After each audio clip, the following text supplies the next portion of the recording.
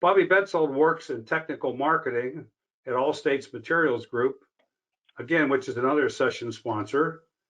Another interesting fact is Bobby's a certified basketball official. Bobby Betsold with All States Materials Group, and he'll be discussing ultra-thin bonded wearing course. Appreciate the opportunity to speak here today, and it's interesting hearing the first couple presentations and a lot of the common themes when we talk about quality control and preparation and those items and the consistency that comes across all of these treatments. So I think you'll see some of that repeat again here. So jumping right into the ultra-thin bonded wearing course. So this treatment, of all the preservation treatments from the driving public, is nice because for a lot of people it really looks like just a normal paving job. The equipment looks very similar, the finished product looks very similar, in that regard. So it's always a good thing out there for the driving public to see something that looks what they're familiar with. As far as what the process is, it is a high performance thin overlay you see here with the paver using the specialty spray paver equipment that we'll talk about a little bit more here in a few minutes. And the application is that ultra thin, that 5/8 to 3/4 of an inch in a typical application going out onto the roadway in one pass of that tack or bond coat right in front of the gap graded hot mix.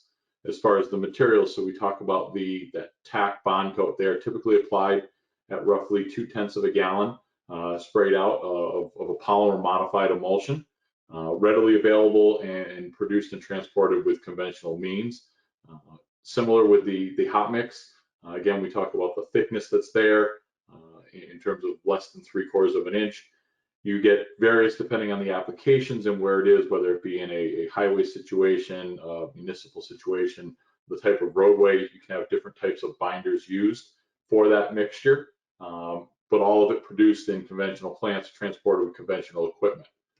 When we look at the cross section of what the mixture is as it hits the road, you see here how the aggregate, because of that gap graded, it allows for a wicking action to happen. So when you put down that 2/10 of a gallon, that really thick bond or tack coat layer, what will end up happening is that will migrate up into the mixture, into the hot mix. And that's what allows you to have kind of that superior bonding to a thin coat of mix. If you think about applying a 3/4 inch overlay out there and some of the concerns that may come into to play, this heavy bond coat allows that to function and perform because of that wicking action that comes up through the mix. When we look at a side-by-side comparison, and won't hit on all of these, but just kind of looking at a conventional thin overlay versus the ultra-thin bonded wearing course, and we talk about application rates of both the tack and of the material, of the hot mix that's out there, and then down the bottom they're talking about the equipment.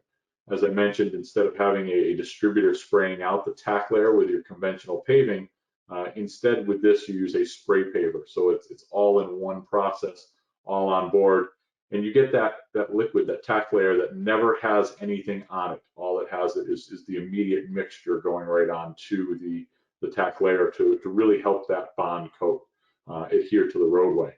This is where I mentioned, some of the considerations in the next couple slides here and things that have already been discussed and things to take into account, and really planning ahead and setting yourself up for the best possible outcome and best performance.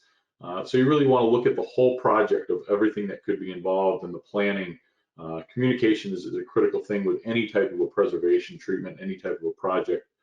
When we talk about preservation, we talk about what type of roadways they're on in terms of a condition and really preserving those good roads. As I mentioned, traffic volume and types of traffic may impact what you're going to look at for the type of mix that's used, whether you're using a PG graded or whether you get into some polymer or potentially asphalt rubber mix on the project.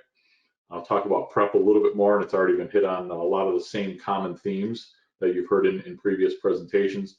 And then just some things to take into account with your day versus night and the types of roadways and coordination on other projects. As far as your preparation, a lot of the same things that you've already heard, and just general good practices for any type of paving process. The clean and flush fill of the cracks is a great thing, and certainly can't speak highly enough of that for any preservation treatment. Typically, there's just more so on highway jobs or interstate jobs that you would see some type of milling, whether it be full width or just along the edges of the roadway. A lot of times you'll see this done as more of an inlay where there'll be a transition mill along the fog lines. Any type of patching or leveling that is necessary, and then really hitting on, as you just heard again, getting that clean surface, sweeping that roadway, and making sure that you're going to get the most optimal performance by having a good surface to apply this treatment to. And then the last one there, in terms of anywhere, here in the Northeast, we get a lot of thermoplastic pavement markings. You do want to eradicate those before putting down any of these treatments. In terms of the construction process, the equipment is in terms of what's out there, very simple. That you have your paver and you have your roller, and then obviously the truck's bringing the mix to the paver.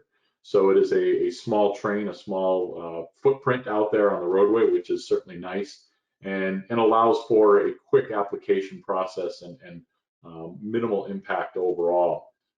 Once that mix is laid and rolled, it's very quick return to traffic, and allows you to open things up, so you don't have a lot of the disruption to the driving public that you may have in larger projects and in that regard. As far as a lot of the different types of practices, really a lot of it goes back to best practices that are used for hot mix jobs. In terms of your equipment calibration and the condition, keeping things clean, keeping things moving along, trying to not have it where you're having stops. We just heard about in terms of having joints. So use of an MTV a lot of times on your highway and interstate jobs, so that you can continue that paver moving forward without having joints. And verification of any of your application rates that are out there. As we walk through here, I'll show over the course of the next few slides, just looking at some of the equipment, and kind of what's involved. So here you see the spray paver. To the driving general public, this looks like a conventional paving job that's out there. You see the roller following immediately in behind, and typically on these jobs, it's just one roller that is out there. Unlike a traditional hot mix job, we're not going for a density in terms of the compaction that's out there. It's really getting that uniform and getting that mix down in and generating that wicking action of the liquid coming up into. So that's really what the purpose in terms of the rolling on a bonded wearing course project is. We talk about the tack application, and this is really where the spray paver really shines with this process. So immediately out ahead of the mix hitting the roadway, you have that tack application. The spray bars are on the sides there on the wings, as you can see, and there are also spray bars that fall in behind and underneath the tracks. So again, there's nothing hitting the tack application other than that mix immediately behind it, and really just gets that great bond coat between the layers. Here you can see in an application where you would have that milled down the fog line.